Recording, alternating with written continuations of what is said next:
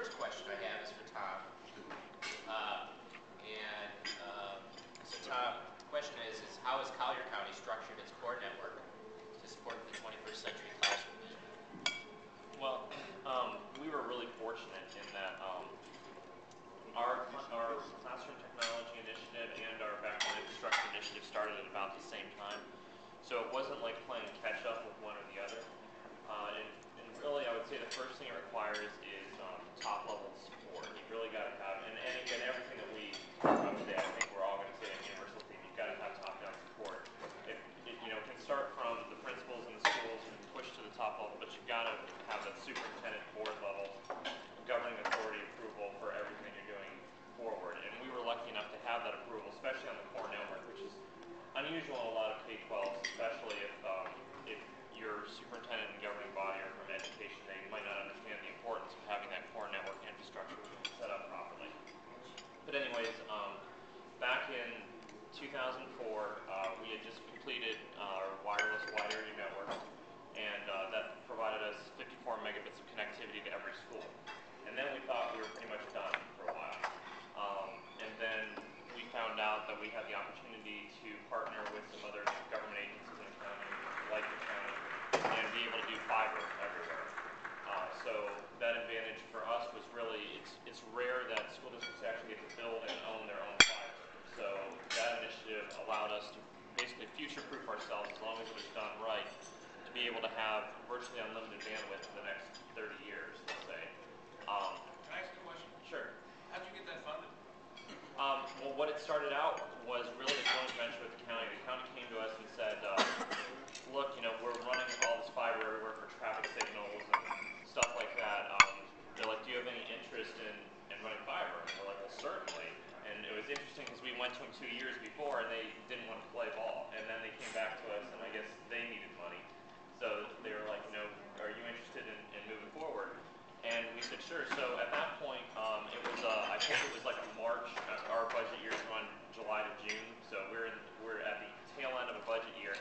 And my supervisor actually went to the superintendent and got $2 million approved to do fiber because he said, this is a once-in-a-lifetime opportunity. Let's take advantage of it.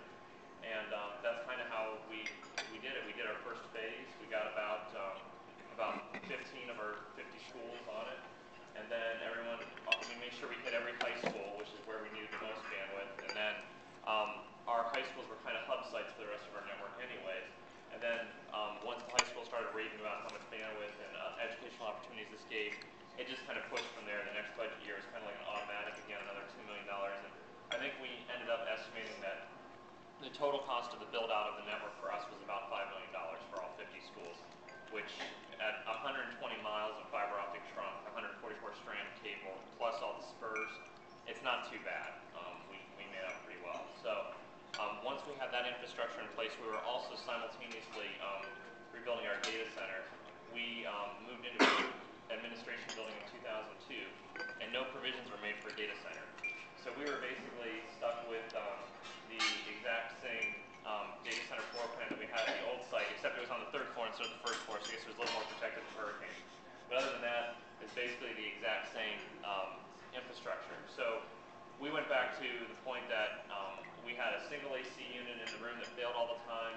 How do you ever expect us to be able to build out our infrastructure if you don't give it, with things like VMware and technologies like that, you don't give us the opportunity to build out the data center. So with that, it was another one of those kind of on the whim, well, let's take it and see where it goes with it. We took it to the school board for presentation, and they approved a full purchase of APC equipment, actually from CDW. So we did our full data center presentation, a beautiful APC data center with separate cooling and generator systems all for the data center. It allows us to operate completely independently of the building system. So in the event when facilities goes in and tries to turn everything off and everything like that, we're able to operate completely independently. And it basically expanded us from about 8 racks of capacity to about 50. So it took us a lot further. Plus, we have 500 blades in our data center. So the ability to be able to power and cool all of that horsepower was really important as well. So that infrastructure provided us the ability to be able to do all that, as well as to be able to provide the redundancy and resiliency we need to our schools, and to be able to monitor that. The APC infrastructure is really good for monitoring